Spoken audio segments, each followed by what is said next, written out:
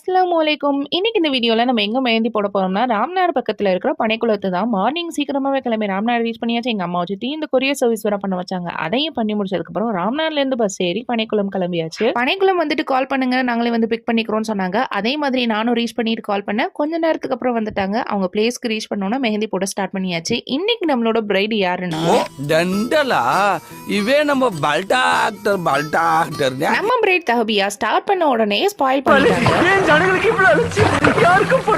இவங்களுக்கு ஃப்ளோரலான டிசைன் வேணும்னு கேட்டிருந்தாங்க. அதே மாதிரி அவங்களே செலக்ட் பண்ணி வச்சிருந்தாங்க. அதே போட ஆரம்பிச்சாச்சு. லெக்ஸுக்குமே அவங்க காட்டின டிசைனே போட ஆரம்பிச்சாச்சு. இவங்க சுத்தி ஒரு 10-15 பேர் அவங்களோட ரிலேட்டிவ்ஸ் எப்பவுமே இருந்துட்டு இருந்தாங்க.